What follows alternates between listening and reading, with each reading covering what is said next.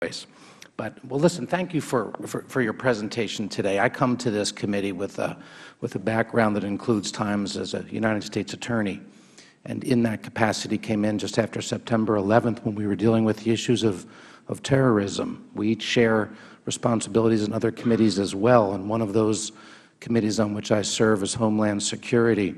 And as a result, I think as each of us went through your very comprehensive assessment of government spending in various capacities, but also the duplication, I was really struck for two reasons. One, with respect to sort of the bureaucratic overlay of so many agencies, but also what's at stake with the issue of bioterrorism. So I take a minute to read from your report. At least 5 departments, 8 agencies, and more than 24 presidential appointees oversee $6.4 billion related to bioterrorism. And then on the front end of this, we're saying there's no broad integrated national strategy that encompasses all of the stakeholders with biodefense responsibilities to identify the risk systematically, access the resources that are needed to do it, and then to prioritize and allocate the investment across the spectrum.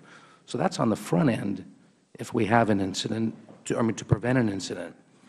Then you conclude there's no national plan to coordinate Federal, State, and local efforts following a bioterror attack, and the United States lacks the technical and operational capabilities required for an adequate response. This could be Katrina all over again. We're really on the front end of a remarkable challenge, and from my work on the Homeland Security Council, bioterrorism is a very real threat. Can you take a minute and comment on this very, very important aspect of this report? Yes, I would. Thank you. Following September 11th, there was a lot of focus on protecting the transportation system, particularly the airline industries. And then, what we were trying to focus on, and I think the 9/11 Commission, was what are the other potential risks to the country? What are other avenues that could be pursued?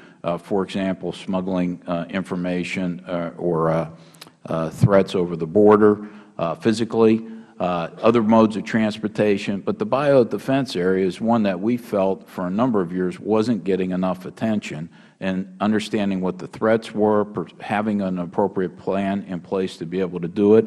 It's like a number of areas that really requires multiple agencies to be involved, and there really hadn't been a means to coordinate that. Now, we've tried to elevate this to the Homeland Security Council and the National Security Council, which are well postured to be able to do this. We haven't gotten as much response as I would have liked from them in this area to provide the proper leadership. So I do think this is an area where congressional oversight is warranted, and from my perspective would be very welcome to bring about some of the very important things that could be done to make sure we're in a position to detect and prevent something, not only in a position to be reacting after the fact.